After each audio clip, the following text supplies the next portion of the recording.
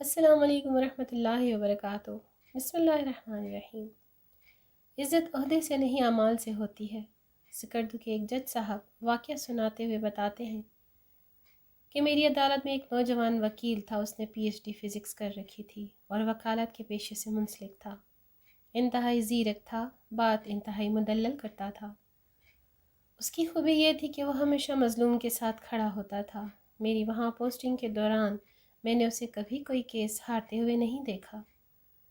میں اس کی سچائی کا اتنا گرویدہ تھا کہ بعض دفعہ اس کی بات پر بغیر کسی دلیل کے میں فیصلہ سنا دیتا تھا اور میرا فیصلہ ٹھیک ہوتا تھا۔ وہاں تعینات ہر جج ہی ان کا گرویدہ تھا۔ پوری عدالت میں سبھی اس کا احترام کرتے تھے۔ بعض مواقعوں پر ججز صاحبان اس سے کیس ڈسکس کر کے فیصلہ کرتے تھے۔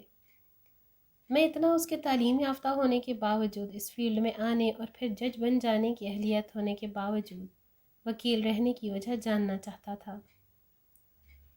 بہت کوشش کے بعد اپنے تجسس کے ہاتھوں مجبور ہو کر میں نے یہ سوال اس سے پوچھ ہی لیا۔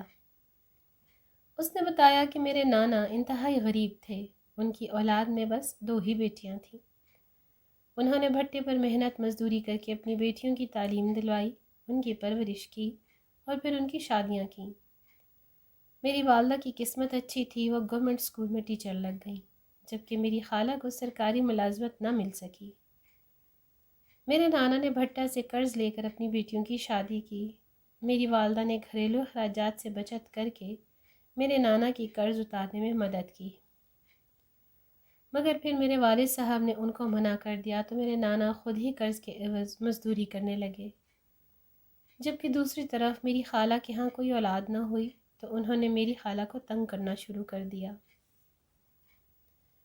کئی بار مار پیٹ کر کے میری خالہ کو گھر سے نکالا گیا، پھر گاؤں والوں کی مداخلت سے ان کو راضی کر کے بھیجا گیا، اور تیسرے مہینے پھر وہی سسرال والوں کے ہاتھ مار کھا کر والد کی دہلیز پر آ بیٹھی۔ یہاں تک کہ آخری بار جب ان کے سسرال والے ان کو لے کر گئے تو ان کے شوہر نے دوسری شادی کر لی اور میری خالہ کو اس شرط پر ساتھ رکھنے کی حامی بھر لی کہ گھر کے سارے اخراجات میرے نانا اٹھائیں گے۔ میرے نانا بیٹی کا گھر بسانے کی خاطر مزید مقروض ہوتے گئے، اور پھر سردیوں کی ایک دھند میں لپٹی ہوئی صبح کو جب وہ سائیکل پر جا رہے تھے تو گنے سے بھرے ٹرالر کے نیچے آ گئے اور اس دنیا فانی سے کوچ کر گئے۔ جب میرے نانا فوت ہوئے تو تب بھی مقروض تھے۔ میری والدہ نے میرے والد سے چوری اپنا زیور بیچ کر میرے نانا کے قرض ادا کیے، ان کی تجہیز و تکفین کا انتظام کیا۔ اس معاملے میں میرے ددیال والوں نے میری والدہ سے کوئی تعاون نہ کیا، یہاں تک کہ میرے والد نے بھی نہیں۔ نانا کی وفات کے بعد میری خالہ کے سسرال والوں نے میری خالہ کو مجبور کرنا شروع کر دیا کہ وہ میری والدہ سے گھر کے اخراجات کا مطالبہ کرے۔ میری خالہ نے انکار کر دیا تو ان کو طلاق ہو گئی، مگر نہ تو ان کو ان کا سامان واپس کیا گیا اور نہ ہی زیور، بلکہ ان کا حق مہر بھی نہ دیا گیا۔ میری والدہ اور خالہ کے پاس آخری سہارا قانون تھا، اور قانون طاقتور کی باندھی ہے۔ میری والدہ اور خالہ نے ہائی کورٹ تک کیس لڑا، مگر اپنا حق نہ لے سکیں، اور پھر خالہ ہائی کورٹ میں کیس سنوائی کی پیشی کے بعد واپس آئیں اور خود سوزی کر لی۔ ان کی تجہیز و تکفین بھی میری والدہ کے ذمے تھی۔ میری والدہ نے یہ کام بھی بخوبی کیا، مگر بہن کی موت کے بعد ان کا چہرہ بجھ گیا، یہاں تک کہ میری کامیابی پر بھی میری والدہ خوش نہ ہوتی۔ تو یہاں تک کہ جب میں نے پی ایچ ڈی کی تو میرے دور پار کے سارے رشتہ دار خوش ہوئے، مگر میری ماں کے چہرے پر پہلے جیسی خوشی نہیں تھی۔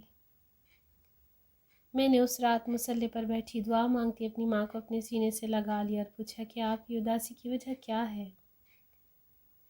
میری والدہ نے مصلی کو تہہ کیا اور کہا کہ میں چاہتی ہوں کہ تم وکیل بنو۔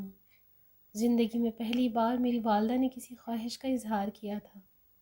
میں نے وجہ پوچھی تو میری والدہ نے الٹا سوال داغ دیا تھا کہ آپ کو پتہ ہے آپ کی خالہ نے خودکشی کیوں کی تھی؟ میں نے کہا نہیں۔ تو میری والدہ نے جواب دیا کہ تمہاری خالہ کے پاس وکیل کی فیس کے پیسے نہیں تھے، تو وکیل نے جسم کا تقاضا کیا تھا۔ میری خالہ نے اس دن گھر آ کر خودکشی کر لی تھی۔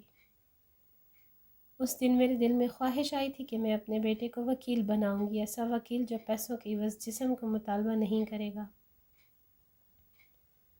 ایسا وکیل جو مظلوم کو انصاف چھین کر لے کر دے گا۔ مگر میں کبھی تمہاری والد اور تمہارے ڈر سے اس خواہش کا اظہار نہیں کر سکی۔ میری والدہ نے بات مکمل کر کے وہ رونے لگیں تو میں نے ان کے قدم چومے اور وعدہ کیا کہ میں ایسا ہی وکیل بنوں گا، اور پھر وکالت میں داخلہ لے لیا۔ میرے اس فیصلے سے تمام فیملی ممبر اور دوست احباب حیران تھے، مگر میری والدہ بہت خوش تھی۔ میں جب تک جاگ کر پڑھتا رہتا تھا، میری والدہ میرے ساتھ جاگ کر آیت الکرسی پڑھ کر مجھ پر پھونتی رہتی تھیں۔ میں نے وکالت میں بھی گولڈ میڈل لیا اور اپنی ماں کا خواب پورا کر دیا، مگر افسوس کہ میری والدہ اس خواب کی تعبیر نہ دیکھ سکیں۔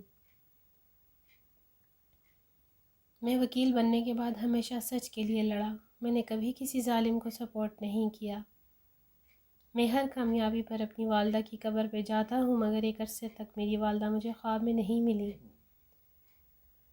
چند ماہ پہلے میں نے ایک یتیم لڑکی کا کیس لڑا، نہ صرف اس کا سامان اور حق مہر لے کر دیا بلکہ اس کے بچوں کا ماہانہ خرچ بھی لے کر دیا، اور اس دن جب والدہ صاحبہ کی قبر پر گیا تو رات کو میری والدہ خواب میں مجھے ملی۔ اسی مصلے سے اٹھ کر مجھے سینے سے لگایا اور مجھ پر کچھ پڑھ کر پھونکا۔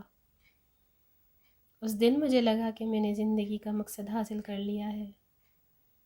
اہلیت ہوتے ہوئے بھی جج نہ بننے کی وجہ یہ ہے کہ بطور جج مجھ پر پریشر آ سکتا ہے، مگر بطور وکیل کوئی مجھے مجبور نہیں کر سکتا کہ میں حلال طریقہ رزق سے اتنا کما لیتا ہوں کہ گزارا ہو جاتا ہے۔ بس میں اتنے میں ہی خوش و مطمئن ہوں۔ جج صاحب بتاتے ہیں کہ پہلی بار مجھے احساس ہوا کہ عزت عہدے میں نہیں اعمال میں ہوتی ہے۔ ویڈیو پسند آئے تو لائک شیئر ضرور کیجیے گا۔ اگلی ویڈیو تک اللہ حافظ۔